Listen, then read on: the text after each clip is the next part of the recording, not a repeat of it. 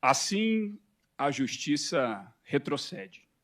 O ministro relator fez um lembrete a Mauro Cid e eu peço venha a vossas excelências para abrir aspas e ler alguns trechos deste lembrete do eminente relator. Uma série de mentiras. E eventual rescisão englobará, inclusive, a continuidade das investigações e responsabilização do pai do investigado, de sua esposa e de sua filha maior. Fecho aspas. Quando o ministro relator fala que havia uma série de mentiras na delação premiada de Mauro Cid, ele estava demonstrando cabalmente que já havia escolhido uma verdade. Pessoal, e esse advogado que deixou Alexandre de Moraes em um beco sem saída? O advogado Luciano Pereira Alves de Souza, que faz a defesa do tenente-coronel Hélio Ferreira Lima, simplesmente foi sensacional. Nós sabemos que a primeira turma do Supremo Tribunal Federal estão aí julgando essas pessoas por causa dessa suposta trama golpista que estão querendo de toda forma incriminar Bolsonaro, Braga Neto. Sabemos que tudo isso é um jogo de cartas marcadas, infelizmente, mas esse advogado aqui ele vai fazer uma defesa sensacional ali diante da primeira turma e de Alexandre de Moraes. Ele vai citar um verso da Bíblia, vai falar sobre a falta de justiça diante dos ministros da Suprema Corte. Eu quero deixar esse vídeo aqui para vocês conferir, analisem as falas desse advogado e eu tenho certeza que você vai gostar muito desse vídeo. Antes, deixa o like, curte, comenta, compartilha, inscreva-se aqui no canal e vamos assistir esse conteúdo agora. Assim, a justiça retrocede e a retidão fica à distância, pois a verdade caiu na praça e a honestidade já não consegue entrar. Não se acha a verdade em parte alguma. E quem evita o mal é vítima de saque. Olhou o Senhor e indignou-se com a falta de justiça. Ele viu que não houve ninguém e que ninguém intercedeu. Então, o seu braço lhe trouxe livramento e a sua justiça deu-lhe apoio. Usou a justiça como couraça, pôs na cabeça o capacete da salvação. Vestiu-se de vingança e envolveu-se no zelo como numa capa. Isaías capítulo 59, versículos 14 ao 17. E é debaixo dessa palavra que eu consagro a minha fala, a vida de vossas excelências, essa casa.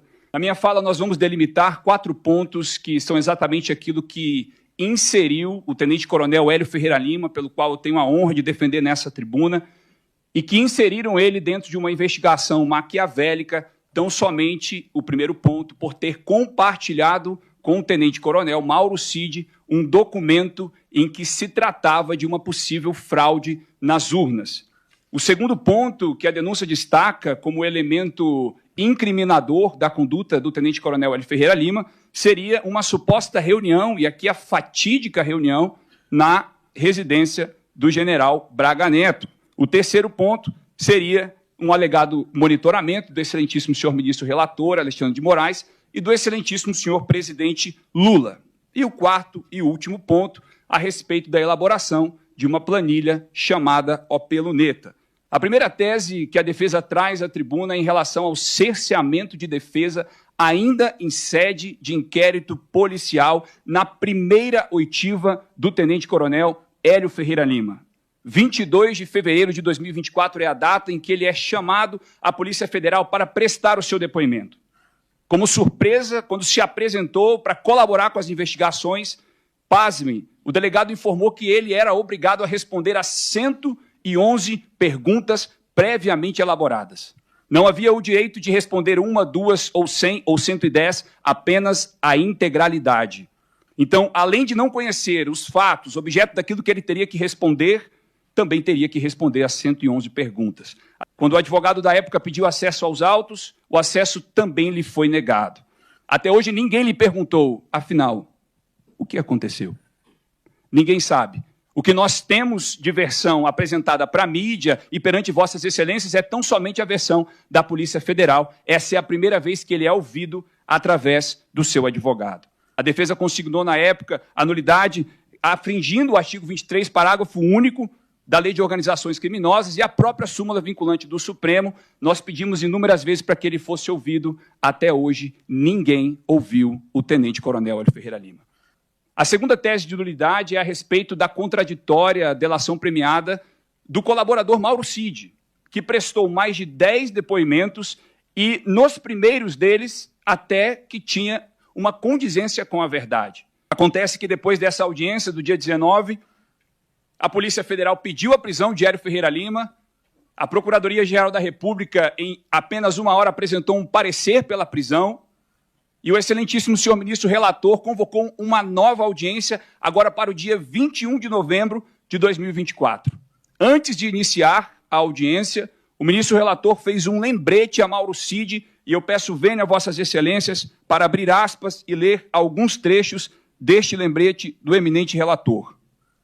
Uma série de mentiras e eventual rescisão englobará, inclusive, a continuidade das investigações e responsabilização do pai do investigado, de sua esposa e de sua filha maior. Fecho aspas. Eu lembro da data de 11 de março de 2024, onde ele prestou um depoimento, e depois o derradeiro depoimento antes de subverter completamente toda a linha de raciocínio, que foi em 19 de novembro de 2024, ele negou completamente qualquer encontro na residência do general Braga Neto, qualquer plano de golpe, negou violência, isso em relação ao tenente-coronel Hélio Ferreira Lima, e foi completamente condizente com aquilo que a própria defesa estava falando.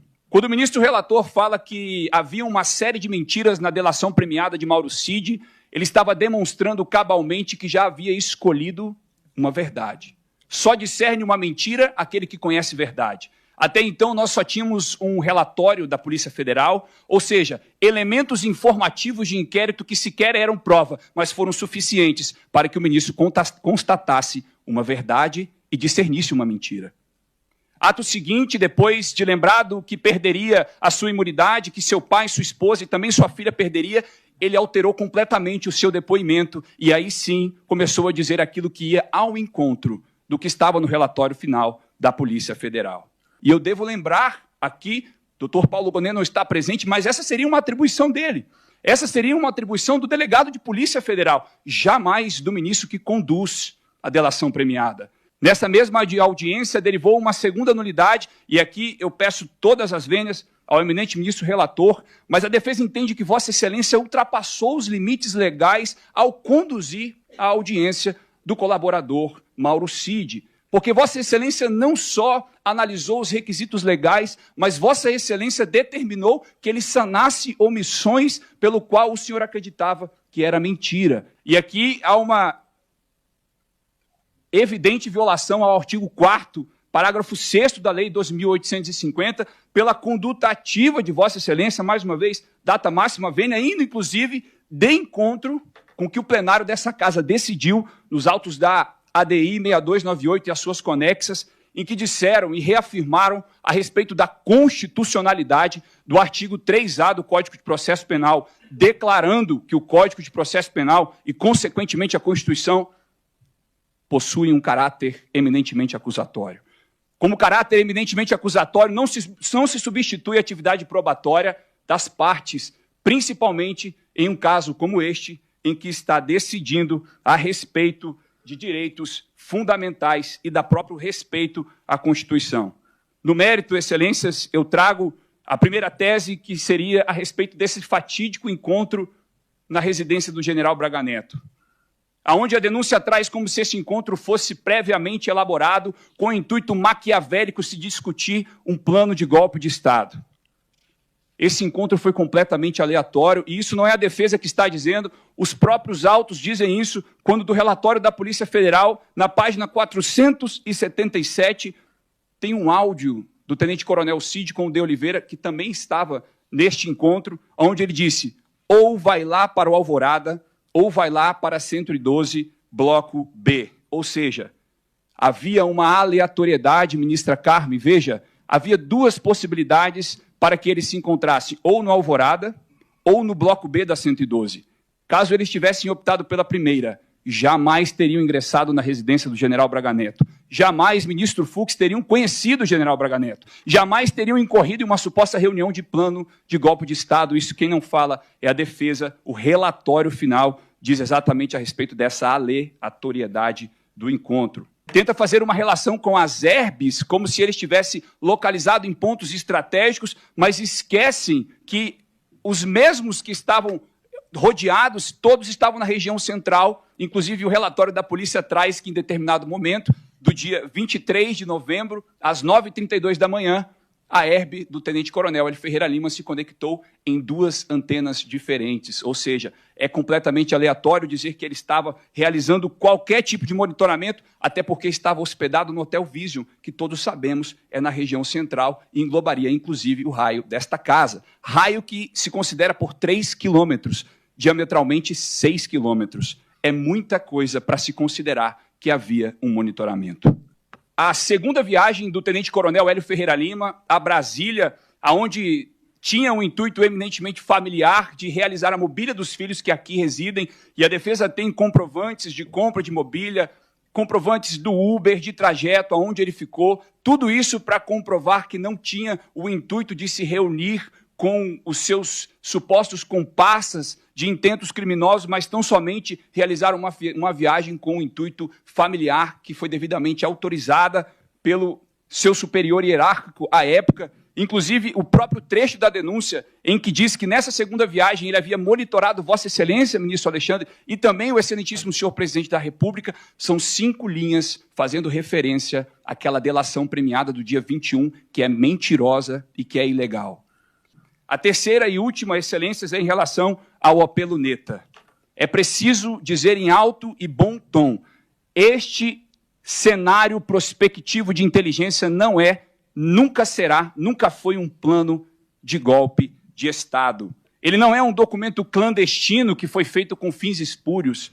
O seu superior sabia que ele estava analisando esse cenário prospectivo de inteligência, afinal de contas, essa era a sua atribuição oficial como oficial da inteligência da 6ª Divisão do Exército. Ou seja, competia às suas atribuições fazer cenários prospectivos de inteligência, e isso jamais poderia ser implementado como um plano de golpe, porque não competia à esfera de análise dele. É preciso lembrar que a premissa dessa análise era exatamente a fraude nas urnas. E não por um disse-me-disse popular, senão porque o próprio Ministério da Defesa instaurou uma investigação à época para determinar se de fato havia, ministro Zanin, ou não, fraude nas urnas.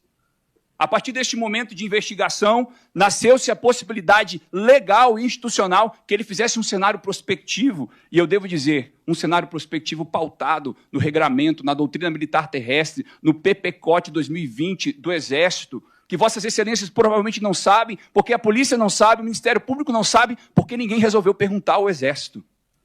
É a mesma coisa de Vossas Excelências decidirem sobre uma perícia, sobre um erro médico e não consultarem uma perícia médica daquilo que se tratava. É um documento oficial, tratado sob regramento próprio do Exército. Ninguém perguntou para o Exército do que se trata. Dentro do documento, peço vênia para ler apenas um trecho. Aprimorar a comunicação estratégica das Forças Armadas com os presidentes dos poderes constitucionais. Esse, dentre outros trechos, traz a completa legalidade do documento.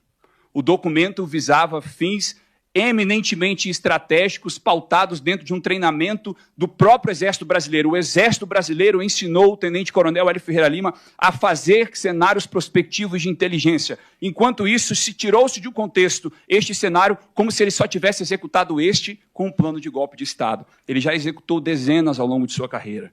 Inclusive, a título de curiosidade, na posse da ex-presidente Dilma, o presidente Michel Temer, ele estava como destacamento das Forças Especiais e ele havia realizado um cenário prospectivo de inteligência para a retomada do Palácio do Planalto em caso de atentado. Eu fico imaginando se pegassem esse planejamento, ele ia incorrer em golpe de Estado. Essa denúncia não deve ser recebida. A defesa pugna pela rejeição e, principalmente, para que Vossas Excelências dediquem-se àquilo que eu decidi dedicar a minha vida. Eu decidi dedicar a minha vida, em primeiro lugar, em defesa da palavra de Deus e, em segundo lugar, em defesa deste livro. Aqui, verdadeiramente, está a instituição do Estado Democrático de Direito. Aqui tem o princípio da imparcialidade. Aqui tem o devido processo legal. Aqui tem a presunção de inocência.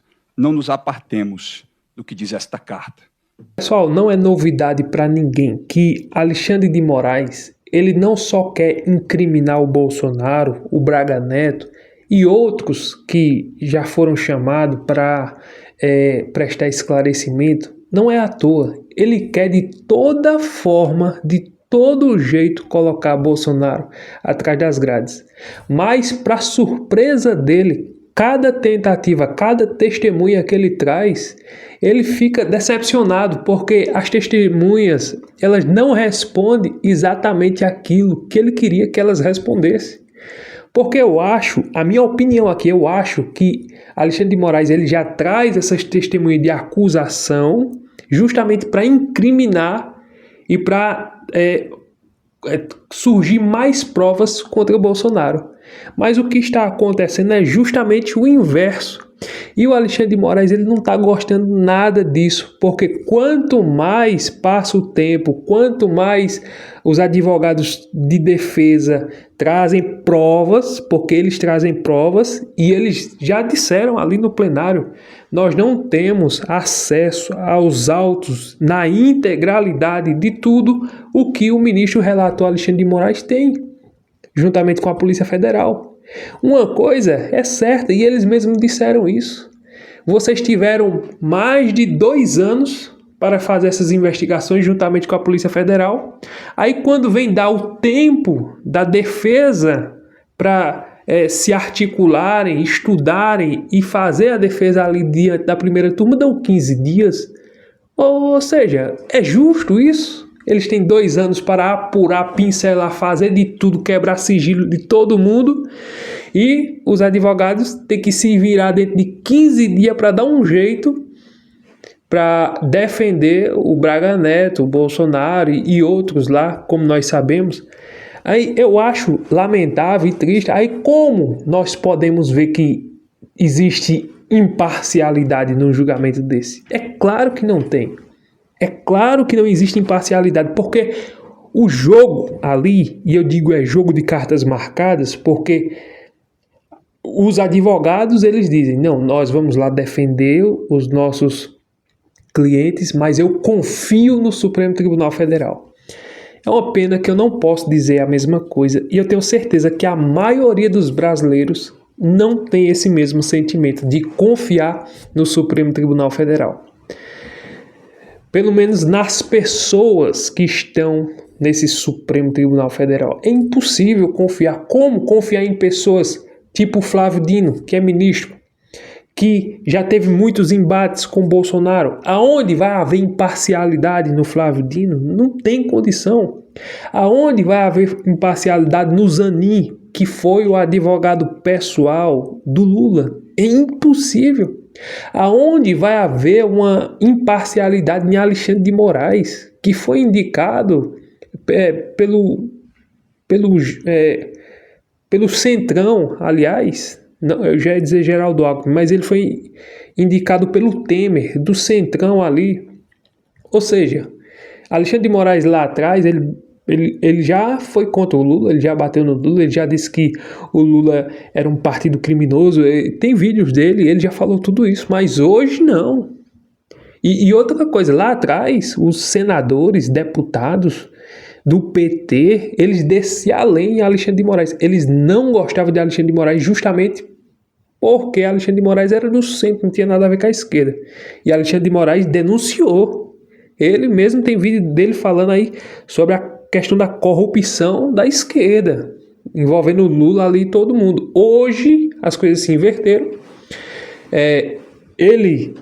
Nós vimos na última eleição que ele favoreceu o Lula para que ganhasse essas eleições, porque se não fosse essa ajuda, esse favorecimento ali, tenho certeza que o Bolsonaro teria ganho. Mas sabemos que o Alexandre de Moraes, não existe imparcialidade. Outra coisa, eu tenho certeza que o Alexandre de Moraes ele está julgando mais por vingança. É mais por vingança do que por justiça. E aí, quando a gente olha a lista desses 11 ministros do Supremo Tribunal Federal, não existe imparcialidade nenhuma. O Fachin, indicado pelo PT, Carmen Lúcia, PT, Zanin, PT, Flávio Dino, do PT. As duas únicas indicações que tem ali, que foi Bolsonaro que indicou, mas mesmo assim é aquela indicação de ministros tímidos. Só vi uma reação esses dias veemente que está aparecendo, que repercutiu, que causou polêmica do André Mendonça. O André Mendonça foi contra algumas decisões, não ficou calado, não foi conivente e também não está sendo conivente. É claro que ele não está nessa primeira turma para julgar, mas ele não foi conivente e ele não queria, como teve um voto dele, ele foi o único voto dentro dos ministros todos ali dentro do Supremo Tribunal Federal. O único voto foi o de André Mendonça para que afastasse Alexandre de Moraes desse julgamento. Porque Alexandre de Moraes é vítima, é juiz, é promotor, é acusador. Então ele é tudo, né? Então não poderia. Já que descobriram nessa trama golpista que eles dizem que ia acontecer, se descobriram que Alexandre de Moraes era uma vítima, então Alexandre de Moraes não poderia estar investigando. Porque já não ia haver imparcialidade, porque ele ia querer procurar de todo jeito incriminar. Mas, infelizmente, tá aí. Essa é a Suprema Corte do Brasil, só tem essa. Vai fazer o quê? Mas como mudar isso? Não tem como mudar essa situação. Por quê? Porque o Senado é uma covardia, é uma negação, é um atraso para o Brasil. Não todos os senadores, mas a grande maioria que tudo com o rabo preso, com medo de assinar um impeachment, com medo de tirar e ir para cima, e não de forma injusta, mas está na Constituição que os senadores são os únicos que podem ali tomar uma decisão com relação aos ministros, mas não, eles ficam tudo calado, eles sabem e eles veem as arbitrariedades que estão acontecendo, mas fica quietinho, fica caladinho. Para a esquerda tá tudo bem, porque eles querem isso mesmo. Agora, os do centro também são outros oportunistas. A direita se mobilizou, ainda conseguiu 35 assinaturas, se eu não me engano, para o impeachment de Alexandre de Moraes, mas parou por aí mesmo, porque os outros é aquela coisa, né? É o Lula dá emenda, despeja dinheiro, compra senadores, compra deputado, eles se vendem, ninguém assina e dá por isso mesmo, infelizmente. Mudando até de assunto, essa questão do INSS mesmo, essa CPMI, o Lula vai soltar dinheiro para comprar esses parlamentares para eles não assinar isso aí. É claro que a grande maioria já assinou, mas vê se tem algum nome de algum integrante do PT, vê se tem algum nome de algum senador do PT. Não tem, do PSOL, não tem. Por quê? Porque alguma coisa tem, rabo preso. Então, infelizmente, a Polícia Federal, que era para estar, e pelo menos agora, dentro desse tempo todinho de governo do Lula, agora que nós vimos uma ação firme, não posso nem dizer se imparcial, mas uma ação que pelo menos mostrou essa roubalheira do INSS. Infelizmente, sabemos que as pessoas que estão por trás, os integrantes ali, os cabeças que mandam na Polícia Federal, é indicado do Lula, né? Vai fazer o quê? Mas tomara que dê algum resultado. Mas com relação a esse julgamento do Supremo Tribunal Federal, tomara que a justiça e que eles julguem de forma imparcial, porque eu acho muito difícil até agora, né? Mas tomara que haja imparcialidade, tomara que a justiça seja feita, tomara que Bolsonaro não seja preso, tomara que ele não perca e ele consiga reverter esses direitos políticos dele, e reverter essa inegibilidade, porque é contra a democracia tirar o líder das pesquisas do jogo da democracia, do jogo político, para que não venha concorrer. O líder das pesquisas está inelegível e vai continuar inelegível e vai continuar preso. Isso é contra a democracia, porque o povo brasileiro, a maioria, não quer esse desgoverno que aí está, não quer. Isso é fato, isso é notório. Todo mundo já está vendo isso. Os deputados lá dentro já estão vendo isso. Os próprios ministros estão vendo isso. É interessante que nenhum desses aí que gosta de dar palpite em tudo, esses ministros aí que não deveria dar palpite em nada, mas eles dão palpite em política, em tudo, nenhum falou nada sobre o escândalo do INSS. Interessante, né? Por que será? Vai saber, né? Triste e lamentável, mas essa é a realidade. Gostei muito desse advogado, muito ousado, muito verdadeiro, muito honesto, respeitoso, claro, mas colocou ali a verdade. Agora vamos ver o que é que esses ministros vão fazer diante da verdade. Distorcer, fingir que não escutou e fazer o julgamento independente do que houve. É que essa é a realidade. Pode trazer prova, pode mostrar, pode fazer o que for, eles não estão nem aí. Essa é a triste realidade dos ministros do Supremo Tribunal Federal. Deixa o like, curte, comenta, compartilha, se inscreva no canal e até o próximo vídeo, se Deus permitir.